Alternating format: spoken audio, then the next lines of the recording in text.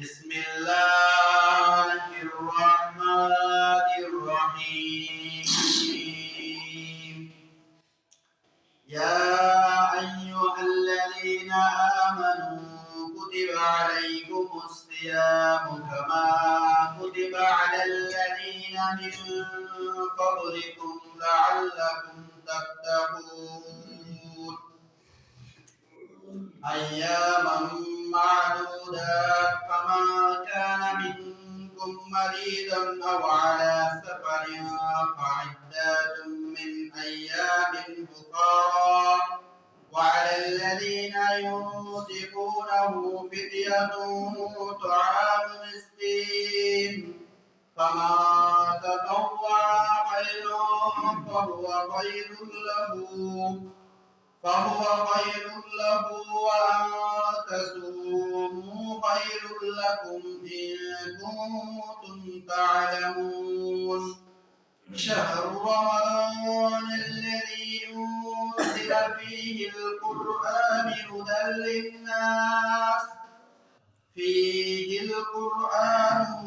للناس وبينة من الهدى والفرقان فمن شهد منكم الشهر فليصوم ومن كان مريضا أو على سفر فعدة من أيام أخرى يريد الله بكم اليسر ولا يريد بكم العسر ولتكملوا العدة ولتكبروا الله على ما هداكم ولعلكم تشكرون إلى آخر آية سورة বাকারার 183 থেকে 85 পর্যন্ত এই আয়াতের উপরে সংক্ষিপ্ত আলোচনা করার চেষ্টা করব। এই সূরার এই তিনটি আয়াতের আলোচ্য বিষয় হলো সিয়াম। সিয়াম সম্পর্কে সংক্ষিপ্ত আকারে বলার চেষ্টা করব ইনশাআল্লাহ। সম্মানিত উপস্থিতি, আমরা বিগত 2 জুমা থেকে এই নফল সিয়াম শুনছি। নফল সিয়ামের পরে আমাদের প্রস্তুতি কি সিয়াম হবে? সামনে ফরজ সিয়াম, ফরজের প্রস্তুতি। আল্লাহ সুবহানাহু ওয়া তাআলা বলেন যে ইয়া আইয়ুহাল্লাযীনা আমানু কুতিবা আলাইকুমুস সিয়াম কামা কুতিবা আলাল্লাযীনা মিন ক্বাবলিকুম লাআল্লাকুম তাত্তাকুন। হে বিশ্বাসীগণ, তোমাদের উপর ফরজ করা হয়েছে সিয়ামকে যেমন ভাবে ফরজ করা হয়েছিল তোমাদের পূর্ববর্তী পুরুষদের উপরে। কেন ফরজ করা হয়েছিল? যাতে তোমরা এই সিয়াম পালন করে তাকওয়াশীল হতে পারো, মুত্তাকি হতে পারো, তাকওয়াশীল ব্যক্তি হতে পারো। এই কারণেই তোমাদের উপরে সিয়ামকে কি করা হয়েছে? ফরজ করা হয়েছে। আর এই ফরজ হওয়ার পূর্বে যে সিয়ামগুলো ছিল, আশুরার সিয়াম, আয়ামে বীজের সিয়াম, তারপরে আপনার হলো বৃহস্পতিবার আর সোমবারের সিয়াম, মাসে 3টি সিয়াম, এভাবে যত সিয়াম 8 কিসিমের সিয়াম আছে, এই সিয়ামগুলোকে নফল সিয়ামে পরিণত ছিল। যখন ফরজ সিয়াম আমাদের উপরে ফরজ করা হলো সিয়ামকে, তখন ওই সমস্ত 8 কিসিমের সিয়াম নফলে পরিণত হলো। তখন কেউ রাখতেও পারে, আবার কেউ ছাড়তেও পারে। সম্মানিত উপস্থিতি, এই সিয়াম আমাদের মাঝে আসছে। আল্লাহ সুবহানাহু ওয়া তাআলা আমাদেরকে ওই সিয়াম পালন করার তৌফিক দান করুক। সকলে বলি আল্লাহুম্মা আমিন। এবং সে পর্যন্ত আল্লাহ সুবহানাহু ওয়া তাআলা যেন আমাদেরকে হায়াতে তৈয়্যিবা দান করে, সবাই বলি আমিন। সম্মানিত উপস্থিতি, আজকের এই দিনে এই মহল্লা থেকে যাচাই বাছাই করে এই সিয়ামের ফজিলতপূর্ণ আলোচনা শোনার তৌফিক দান করে দিয়েছেন সেই মহান রবের উপরে শুকরিয়া আদায় করছি। সকলে করছি আলহামদুলিল্লাহ। শুধু তাই নয়, বিশ্ব মানবতার মুক্তিযুদ্ধ হযরত মুহাম্মদ মুস্তাফা সাল্লাল্লাহু আলাইহি ওয়াসাল্লামের উপরে হাজার শান্তি বর্ষিত হোক, তার উপরে আমরা দুরূদ পাঠ করছি। সকলে পড়ছি সাল্লাল্লাহু আলাইহি ওয়াসাল্লাম। আল্লাহুম্মা সাল্লি আলাইহি, আল্লাহুম্মা বারিক নাই। সম্মানিত উপস্থিতি, তাহলে সিয়াম আমাদের উপরে কি ফরজ, ফরজ ইবাদত। এই ফরজ ইবাদত গুলো আমরা যেভাবে পালন করব, যেমন আমাদের গুরুত্ব দিতে হবে ফরজ ইবাদতের ভিতরে সালাত যেরকম গুরুত্ব, এই ইবাদত ঠিক তদ্রূপই গুরুত্ব। এই সিয়াম আমাদেরকে পালন করতে হবে। সম্মানিত উপস্থিতি, যদি আমরা পালন করি তাহলে আমাদের জন্য কি হবে, আমরা তাকওয়াশীল, তাকওয়া অর্জন করতে পারবো, আল্লাহ ভীরুতা অর্জন করতে পারবো। আর যদি কেউ এই থেকে দূরে থাকে তাহলে সে তাকওয়াশীলদের অন্তর্ভুক্ত হতে পারবে না। যদি কেউ এর পরের আয়াতে বলা হয়েছে, 84 নম্বর আয়াতে বলা হয়েছে যে আইয়ামাম মা'দুদাত ফামান কানা মিনকুম মারিদান আও আলা সাফারিন ফা'iদ্দাতুম মিন আইয়ামিন উখর ওয়া আলাল্লাযীনা ইউতীকুনাহু ফিদয়াতুন তা'আমু মিসকিন ফামান তাতাওয়া খায়রান ফাহুয়া খায়রুল লাহু ওয়া আন তাসুমু খায়রুল লাকুম ইন কুনতুম তা'লামুন। আল্লাহ সুবহানাহু ওয়া তাআলা এই আয়াতে বলছেন যে রমাদান মাস গণিত কয়েকটি দিন না, রমাদান মাস 30 দিন, 30 দিনে হয় এক মাস, 29 রমাদান হয়। এখন এই গণিত কয়েকদিন এর মধ্যে যদি তোমাদের মধ্যে কেউ পীড়িত থাকে অথবা সফর অবস্থায় থাকে, পীড়িত থাকা মানে হলো অসুস্থ অবস্থায় থাকে, অথবা যদি সে সফর অবস্থায় থাকে তাহলে সে এই গণিত কয়েকটি দিন সে পরের মাসে বা কিছুদিন পরে পরের মাসে বা যে কোনো এক সময় এই যে দিন গণনা করে রমাদানের সিয়ামগুলো পালন করবে। সুবহানাল্লাহ, এটাকে বলা হয় কাফারা, এটাকে বলা হয় কাফারা। রমাদান মাস যখন আসলো, এই রমাদান মাস আমরা পেলাম, একদিন রমাদানের সিয়াম পালন করলে কত হাজার বছর জাহান্নাম দূরে থাকে? প্রথমে বলা আছে 70, তারপরে বলা আছে 100 বছর। 100 বছরের পর জাহান্নাম কি থাকে? নিজের কাছ থেকে দূরে থাকে। সুবহানাল্লাহ। তাহলে আমরা বিগত 2 জুম্মার আলোচনায় যারা সিয়াম পালন করব নিয়াত তো করে ফেলেছি ইনশাআল্লাহ, নাকি? নিয়াত আমাদের কমপ্লিট। এবার সামনে রমাদান, রমাদানের মাস চলে আসছে আমাদের, ব্যতিক্রম হতে পারে না? ধরেন এখন আমি সুস্থ আছি, বাসায় পৌঁছাতে না পৌঁছাতে যদি আল্লাহ আমাকে অসুস্থ করে দেয় বা এর সুস্থতা দীর্ঘায়িত হয়, মানে সুস্থতা পেতে যদি দেরি হয়, ধরেন রমাদান মাস চলে এসেছে, এখন রমাদানের সিয়াম তো আমার উপরে ফরজ, এখন আমার জন্য করণীয়, তাই না? প্রশ্ন একটা, যে আমি রমাদান মাস পেয়েছি কিন্তু আমি অসুস্থ, আমি বেমার, আমার পেটে জ্বালা পোড়া করে, আমার অপারেশন করা হয়েছে, 3 মাস 6 মাস ওষুধ খাইতে বলছে ডাক্তার, এখন রমাদান মাস তো আমার সামনে, আমি কি করব? আপনার জন্যই আল্লাহ সুবহানাহু ওয়া তাআলা এই আয়াতে বলছেন আইয়ামাম মা'দুদাত ফামান কানা মিনকুম মারিদান আও আলা সাফারিন ফা'iদ্দাতুম মিন আইয়ামিন উখরা ওয়া আলাল্লাযীনা ইউতীকুনাহু ফিদয়াতুন তা'আমু মিসকিন ফামান তাতাওয়া খায়রান ফাহুয়া খায়রুল লাহু ওয়া আন তাসুমু খায়রুল লাকুম ইন কুনতুম তা'লামুন। আল্লাহ সুবহানাহু ওয়া তাআলা বলছেন যে গণিত কয়েকদিন, এই মাত্র কয়েকদিনকে তোমরা যখন কি থাকবে, তোমাদের মধ্যে যে ব্যক্তি পীড়িত হবে, অসুস্থ হবে অথবা সফরে থাকবে, সে যেন এটি অন্য সময় পালন করে। আর যাদের জন্য এটি খুব কষ্টকর হবে তারা যেন তা'আমুল মিসকিন, তারা যেন মিসকিনদেরকে খাবার বিতরণ করে। বলি সুবহানাল্লাহ। মিসকিনদেরকে খাবার বিতরণ করে, এবং যদি তারা সেই ইচ্ছায় মিসকিনদেরকে বেশি দেয় তাহলে তাদের জন্য কল্যাণকর হবে। আর যদি তোমরা সিয়াম রাখো তাহলে এটা সবচাইতে কল্যাণজনক এবং উত্তম। তোমাদের জন্য সিয়াম রাখাই ভালো হবে যদি তোমরা বুঝো, যদি তোমরা বুঝো।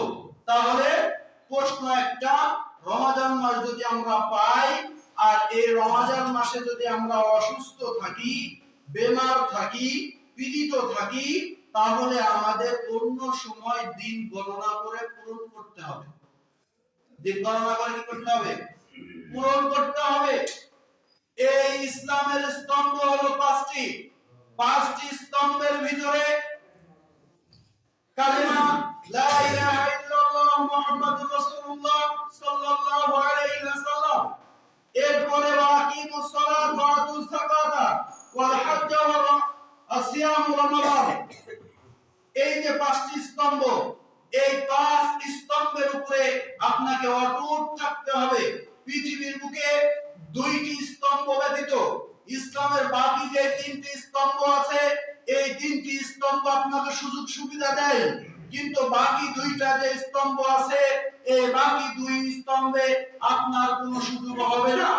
এক নম্বর স্তম্ভ হলো কালেমা লা ইলাহা ইল্লাল্লাহ মুহাম্মাদুর রাসূলুল্লাহ সাল্লাল্লাহু আলাইহি ওয়াসাল্লাম।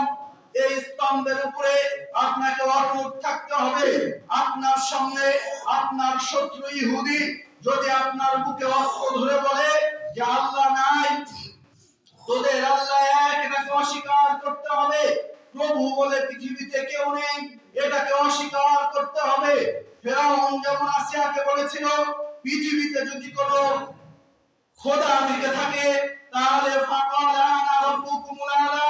ফেরাউন বলেছিল পৃথিবীতে যদি কোনো খোদা থেকে থাকে, যদি আল্লাহ থেকে থাকে, তাহলে আমি ফেরাউন নিজেই আল্লাহ। বলে নাউজুবিল্লাহ। আসিয়াকে এভাবে বলেছিল।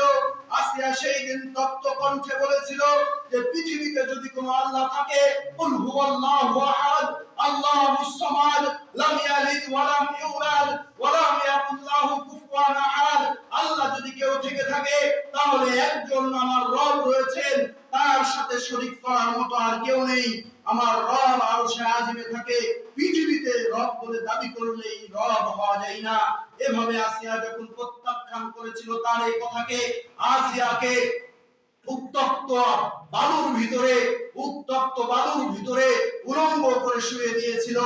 এই আসিয়াকে যেভাবে ইসলাম গ্রহণের জন্য, আল্লাহ এক মানার জন্য যেভাবে শাস্তি দিয়েছে, আমাদের সামনে যদি আমাদের বুকে বলে ধরেও যদি বলে যে আল্লাহ বলে যদি কেউ থাকে, তাহলে উপর আল্লাহর সাথে আর অন্য কাউকে যদি শিরিক করে বলে যে উপর আল্লাহ বলে কেউ নেই, আল্লাহ বলে কোনো নেই, খোদা বলে কোনো নেই, তবু আমাদের দীপ্ত কণ্ঠে বলতে হবে লা ইলাহা ইল্লাল্লাহ মুহাম্মাদুর রাসূলুল্লাহ সাল্লাল্লাহু আলাইহি ওয়াসাল্লাম।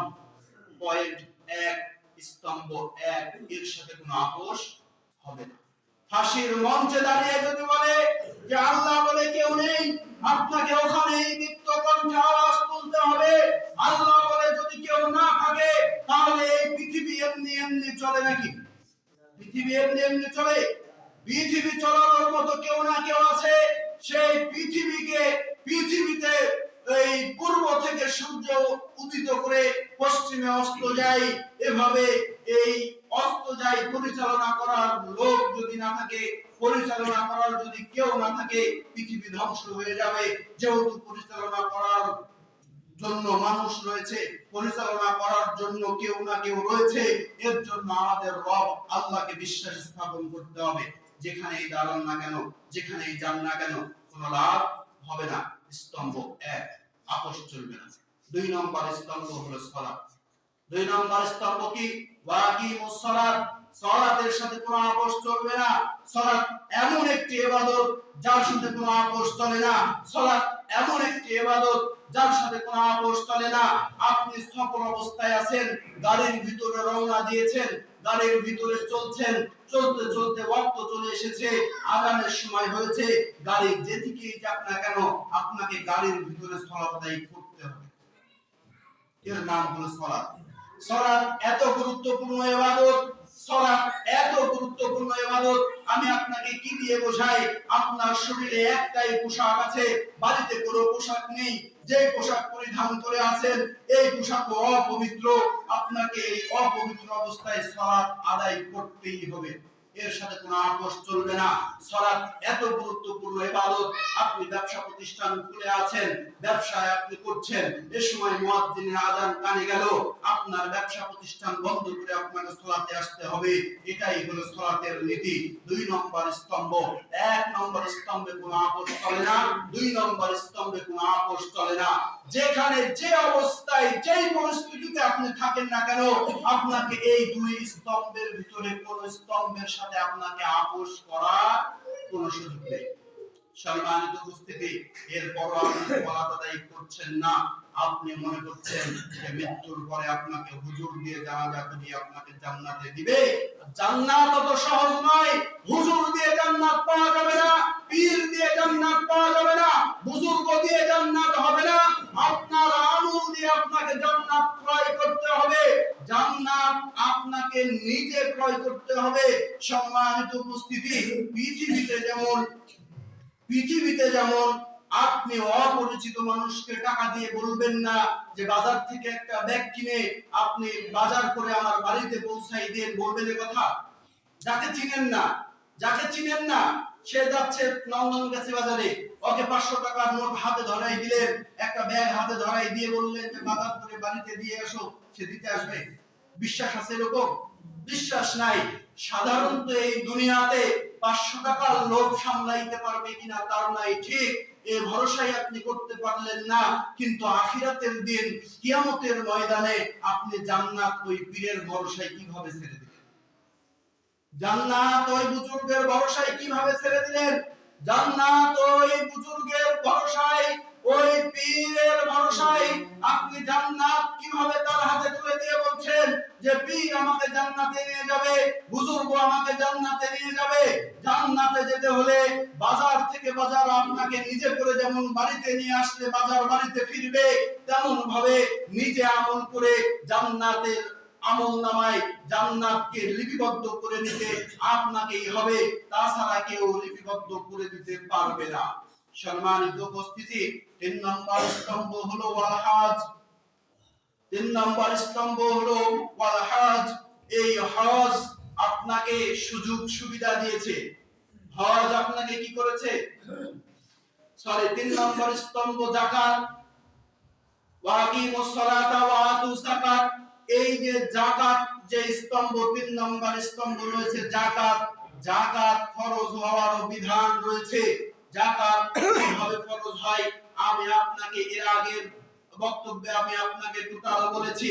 18-29 কেজি শস্য হলে যাকাত ফরজ হবে, 18-29 কেজি শস্য হলে যাকাত ফরজ হবে। এভাবে 52 তোলা রূপা হলে যাকাত ফরজ হবে, 7.5 ভরি স্বর্ণ হলে যাকাত ফরজ হবে। এভাবে যাকাতের বিধান আছে। যাকাতের বিধান যদি আপনার উপরে ফরজ হয় তাহলে আপনার উপরে যাকাত দেওয়া ফরজ হবে। আর যদি আপনার জমি জমা না থাকে, আপনার কাছে যদি 52 তোলা রূপ না থাকে, যদি 7.5 ভরি স্বর্ণ না থাকে, যদি আপনার এই সমপরিমাণ অর্থ না থাকে, তাহলে যাকাত আপনার জন্য ফরজ নয়। যাকাত আপনার জন্য ফরজ হবে না। 3 নম্বর 4 নম্বর স্তম্ভ হলো ওয়াল হজ। হজ মানুষের উপরে ফরজ। হজ করার যদি আপনার সামর্থ্য থেকে থাকে তাহলে আপনাকে হজ করতে হবে। আর হজ করার যদি সামর্থ্য না থাকে, সামর্থ্য নাই, অর্থ নাই, টাকা নাই, পয়সা নাই, তাহলে আপনার উপরে হজ ফরজ নয়। এরপরে আপনি দেখেন আপনার অর্থ সম্পদ যদি না থাকে তাহলে হজ আপনার জন্য ফরজ হবে না। অর্থ সম্পদ যদি আপনার না থাকে যাকাত আপনার জন্য ফরজ হবে না। 4-5 নাম্বার গেল। 5 নাম্বার স্তম্ভে হলো আস-সাওমি রমাদান। সিয়াম যদি আপনার উপরে ফরজ, তবে আপনার সামর্থ্য যদি না থাকে তাহলে সিয়াম থেকে আপনি পানাহা পাবেন। তার কয়েকটি পয়েন্ট রয়েছে। আপনি সিয়াম থেকে বাঁচতে পারবেন। সিয়াম না রাখলে গুনাহ হবে না, এর কাফারা দিতে হবে। কাফারা দিলে আপনার উপরে সিয়ামের সওয়াব লিপিবদ্ধ হবে। কাফারা কি? কাফারা কি? আপনার সিয়াম অবস্থায় যদি আপনি বিমার থাকেন, অসুস্থ থাকেন, সফর অবস্থায় আছেন, তাহলে এক নাম্বার হলো যে পরের কোন এক সময় দিন গণনা করে 30টা রোজাকে পরিপূর্ণ করতে হবে, এর নাম কাফারা। সুবহানাল্লাহ। রমজান মাস আসলো, আপনি আদায় করতে পারলেন না, কোনো অসুবিধা হবে না। রমজান মাসের পরে সুস্থতা আসার পরে, সুস্থ হওয়ার পরে যে কোনো সময় 1 থেকে 30 দিন টানা 30 দিন আপনাকে সিয়াম রেখে সিয়ামের কাফারা দিতে হবে। পয়েন্ট 1। পয়েন্ট 2 নাম্বার, যদি কোনো ব্যক্তি মনে করে যে পরের মাসে দিন গণনা করে সিয়াম পালন করাও আমার জন্য কষ্টকর হবে, তাহলে সে প্রত্যেক একজন করে সিয়ামের কাফারা স্বরূপ তার বাড়িতে খাবার বস্ত্র বিতরণ করবে, এর নাম হবে সিয়ামের কাফারা। পয়েন্ট 2, যদি কেউ মনে করে যে এই মিসকিনদেরকে খাবার দিব, মিসকিনদেরকে খাবারে যদি সে মনে করে যে বেশি পরিমাণ দিব, সেটা তার জন্য ভালো হবে, তবে তার জন্য ভালো হবে সে যেন সিয়াম পালন করে, এটা তার জন্য ভালো হবে। যদি কষ্টকর হয় তাহলে মিসকিনদেরকে খাবার বিতরণ করবে, তাহলে তার কি হবে? কাফারা হবে। ইসলামের 5টি স্তম্ভের ভিতরে 3টি স্তম্ভ আপনার সুযোগ সুবিধা বোঝে, 2টি স্তম্ভ আপনার সুযোগ সুবিধা বোঝে না। আপনি কিভাবে সালাত ছেড়ে দিয়ে জান্নাতের আশা করেন? কোশ্চেন কালেও জান্নাতের আশা করা সম্ভব হবে না সালাত বাদ দিয়ে। সম্মানিত উপস্থিতি, আমি আপনাকে বলতে চাই, রমাদান মাস আসছে। ভারত বাংলাদেশ পাকিস্তানের মুসলমানরা যখন রমাদান মাস পায়, তাদের খাদ্য দ্রব্যের মূল্য বৃদ্ধি করে দেয়। কথা বলেন ঠিক না? এই যে রমাদান মাস আমাদের সামনে আসবে, আপনি দেখতে পাবেন খেজুরের মূল্য যদি এখন থাকে 200 টাকা কেজি, ওই খেজুর 250-300 নিচে রমাদানে আপনি পাবেন না। রমাদান মাস আসার পূর্বে যে সূরাগুলো আমরা বাজার থেকে ক্রয় করি 100 থেকে 90, 90 থেকে 110 টাকা, 110 টাকা মূল্য এখন হয়তো বা ধার্য। যদি রমাদান মাস চলে আসে তাহলে আমরা 150-র নিচে ওই সূরাবুক কিনতে পাবো না, এত দাম বাড়িয়ে দেয়। আর সৌদি আরবে এই ইসলামী রাষ্ট্রগুলোতে যখন রমাদান মাস আসে তখন ওদের দ্রব্য মূল্যগুলোকে নিয়ন্ত্রণ করা হয়। ওদের দ্রব্য মূল্যকে কি করা হয়? নিয়ন্ত্রণ করা হয়। অল্প মূল্যে তারা জনগণের মাঝে ফিরিয়ে দেয়, অল্প মূল্যে তারা বিক্রয় করে দেয়। কিন্তু আমরা বাঙালি এই রমাদানের ইফতার করবে, ইফতার নিয়েও আমরা বার্গেনিং করি। সম্মানিত উপস্থিতি, আপনাকে বলছিলাম যে রমাদান মাসে যখন আমাদের কাছে রমাদান মাস আসে, তখন আমরা ভারত পাকিস্তানের মুসলমান, বাংলাদেশের মুসলমানরা মনে করি যখন রমাদান মাস আসে তখন আমাদের পেটে গ্যাস বেশি হয়ে যায়, আমাদের ঘুম হয় না, গ্যাস করে কথা বলি। যখন বাচ্চারা বলে যে দাদু রোজা রাখো না কেন, সিয়াম রাখো না কেন, তখন আমরা বলি আমাদের গ্যাস হয়েছে, অমুক সমস্যা তমুক সমস্যা, সমস্যার শেষ নাই। আপনার রমাদান মাসে সিয়াম পালনের দরকার নাই, রমাদান মাসের পরে তো আপনার গ্যাস ভালো হবে, নাকি বলেন? রমাদান মাসের পরে তো আপনার অসুস্থ দূর হবে, নাকি বলেন? না 12 মাস আপনার অসুস্থ? শোনেন, আপনি 11 মাস সুস্থ থাকেন, রমাদান যখন আসে তখন আপনি অসুস্থ হয়ে পড়েন, এটা আপনার অজুহাত, এই অজুহাত দিয়ে বাঁচার পথ থাকবে না। আপনার 1 মাস সমস্যা, ভালো কথা, এ মাসে সিয়াম রাখার দরকার নাই, পরের মাসে তো সুস্থ হবেন, নাইলে আবার 2 মাস পরে তো সুস্থ হবেন। 2 মাস পরে আপনাকে দিন গণনা করে এই রোজা রমাদানের সিয়াম পালন করতেই হবে, নইলে মিসকিনদেরকে খাবার বিতরণ করতে হবে। আপনি মিসকিনদেরকে খাবারও বিতরণ করেন না, নিজেও সিয়াম রাখেন না, তাহলে আপনার এই কাফারা কে দিবে বলেন? এই কাফারা কে দিবে? দুনিয়াতে মানুষকে ফাঁকি দিয়ে লাভবান হওয়া যায়, কিন্তু মৃত্যুর পরে, কিন্তু আল্লাহকে ফাঁকি দিয়ে কোনদিন পশ্চিম কালেও লাভবান হওয়া সম্ভব নয়। সম্মানিত উপস্থিতি, সিয়াম কি জিনিস আমি আপনাকে বলি যে আল্লাহ সুবহানাহু ওয়া তাআলা এই সিয়াম এর অর্থ হলো চুপ থাকা, বিরত থাকা। রোজা মানে হলো উপবাস থাকা, সিয়াম মানে হলো বিরত থাকা। বিরত থাকবো কিভাবে? খারাপ অশ্লীল কাজ থেকে আমরা বিরত থাকবো, কথা বলা থেকে, বেশি কথা বলা থেকে আমরা বিরত থাকবো। আর রোজা মানে হলো উপবাস। হিন্দু থাকতে পারে রোজা, মুসলমান থাকতে পারে রোজা, খ্রিস্টান থাকতে পারে রোজা, ইহুদি নাসারা বৌদ্ধ এরাও রোজা থাকতে পারে, এরাও রোজা থাকতে পারে। কিন্তু মুসলমান ব্যতীত, মুসলিম ব্যতীত কেউ সিয়াম থাকতে পারে না। মুসলিম ব্যতীত কেউ সিয়াম থাকতে পারে না। সিয়াম মানে হলো বিরত থাকা, চুপ থাকা। হযরতে মারিয়াম আলাইহিস সালামকে আল্লাহ নির্দেশ দিয়েছেন, যদি তুমি কোন মানুষকে দেখো তাহলে তাকে ইশারায় বলে দাও, তাহলে তাকে ইশারায় বলে দিও আমি দয়াময়ের উদ্দেশ্যে চুপ থাকার মানত করেছি।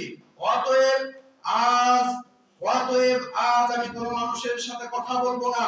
তখন এর অর্থ ছিল কথা বলা হতে বিরত থাকা। তখন এর অর্থ ছিল কথা বলা থেকে বিরত থাকা। অমনি ভাবে নিঃসন্তান জাকারিয়া আলাইহিস সালামকে সন্তান দানের নিদর্শনের জন্য বলা হলো তুমি 3 দিন মানুষের সাথে একটানা 3 দিন মানুষের সাথে কথা বলবে না। এতে বোঝা যায় যে বিগত যুগে সিয়ামের অর্থ ছিল কথা বলা থেকে বিরত থাকা। কথা বলা থেকে বিরত থাকা বিগত দিনের সিয়ামের অর্থ ছিল। সম্মানিত উপস্থিতি, শুধু কথা বলা থেকে বিরত থাকা নয়, সিয়ামের পরিভাষায় ইসলামী অর্থ হলো আল্লাহর সন্তুষ্টি লাভের নিয়তে সুবে সাদিক হতে সূর্য অস্ত পর্যন্ত পানাহার ও স্ত্রী সংভোগ থেকে বিরত থাকা। সূর্য অস্ত থেকে শুরু করে সূর্য উদিত হওয়া থেকে শুরু করে সূর্য অস্ত যাওয়া পর্যন্ত খানা থেকে বিরত থাকা, স্ত্রী সংভোগ থেকে বিরত থাকা, এর নাম হলো সিয়াম। সিয়াম মানে হলো বিরত থাকা, রোজা মানে হলো উপবাস থাকা। আপনাকে যদি কেউ বলে যে ভাই আপনি রোজা আছেন, আপনি বলবেন যে ভাই আমি রোজা নেই, আমি সিয়াম আছি। রোজা নেই, আমি সিয়াম আছি। রোজা মানে হলো উপবাস থাকা। উপবাস হিন্দুরা থাকে তাদের ভগবানকে খুশি করার জন্য, উপবাস ইহুদিরা থাকে তাদের দেবদেবীদেরকে খুশি করার জন্য, উপবাস খ্রিস্টানরা থাকে তাদের উপাসনালয়ের কর্তৃত্ব ব্যক্তিদেরকে খুশি করার জন্য, আর মুসলমানরা সিয়াম থাকে একমাত্র আল্লাহকে রাজি খুশি করার উদ্দেশ্যে।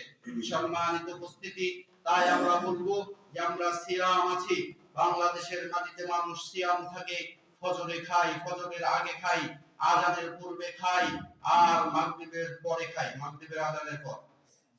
ফজরের আযানের আগে খায় আর মাগরিবের আযানের পর খায়। এই যে খাইলো ফজরের আযানের আগে খাওয়ার পর 5 দিন সে মসজিদে আসে। 1 রমজান থেকে বিগত 5 রমজান পর্যন্ত ফজরে মসজিদে আসে, ফজরে মসজিদে এসে সালাত আদায় করে বাড়িতে গিয়ে আবার ঘুম দেয়। ঘুম থেকে উঠে 5 দিন তাদের সালাত নিয়মিত থাকে, 5 দিন তাদের সালাত নিয়মিত থাকে। এরপরে কি করে? ফজরে খায়, খেয়ে অমনি বিছানায় ঘুমায়।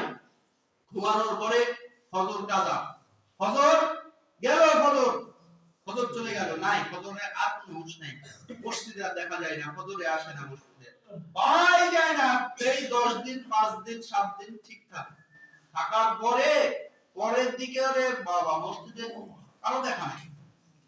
আসর যায়, জোহর যায়, ফজর যায়, কারো খোঁজ থাকে না। মসজিদে যদি কোনো মসজিদে থাকে ইফতারের ব্যবস্থা পাওয়া জায়গা হয়, আছে না এরকম?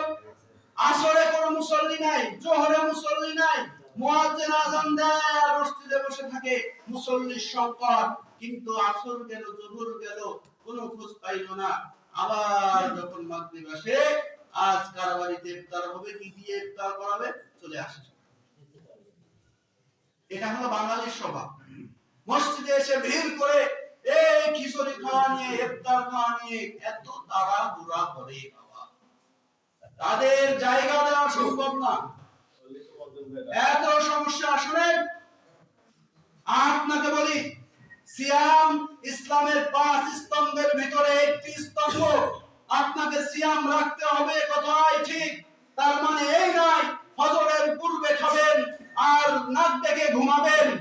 ফজরের সালাতের কথার কোনো খেয়াল থাকে না, জোহরের সালাতের কথার খেয়াল থাকবে না, আসরের সালাতে আপনাকে মসজিদে পাওয়া যাবে না, আর মাগরিবে এসে মসজিদে ইফতার খাওয়ার তাড়াতাড়ি করবেন। এর নাম সিয়াম নয়, এর নাম হলো রোজা। রোজা যারা থাকে তারা উপবাস থাকে। সিয়াম অর্থ হলো বিরত থাকা, কথা বলা থেকে বিরত থাকা। আল্লাহকে রাজি খুশি করার উদ্দেশ্যে যে ব্যক্তি সিয়াম থাকবে সেটাকে বলা হয় সিয়াম পালন করা। সম্মানিত উপস্থিতি, ফরজ হলো সিয়াম। ফরজ যেমন সিয়াম হলো রোজা, সিয়াম হলো যেমন ফরজ, তেমনি ভাবে সালাতও আপনার উপরে ফরজ। আপনি যদি একটাকে ছেড়ে দিয়ে আরেকটাকে আঁকড়িয়ে ধরেন কোনো কাজ হবে না, একটাকে ছেড়ে দিয়ে আরেকটাকে আঁকড়িয়ে ধরে কোনো লাভ হবে না। সম্মানিত উপস্থিতি, আপনাকে সিয়াম পালন করলে জোহরের সালাতে আসতে হবে, আসরের সালাতে আসতে হবে, এশার সালাতে আসতে হবে, মাগরিব সালাতে আসতে হবে, ফজর সালাতেও মসজিদে আসতে হবে। যারা ফজর সালাতে নাক ডেকে ঘুমায় ওরা সিয়াম থাকে না, ওরা রোজা থাকে।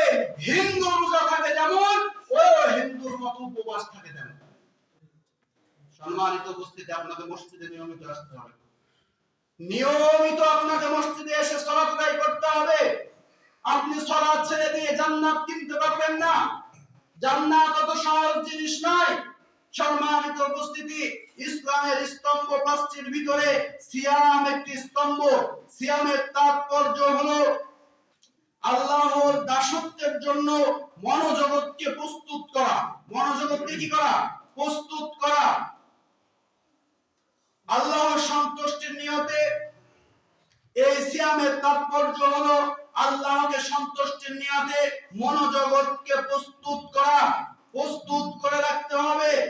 আল্লাহ সুবহানাহু ওয়া তাআলা মানুষকে সৃষ্টি করেছেন তার ইবাদতের জন্য। আর ইবাদত হলো 3 ধরনের ইবাদত।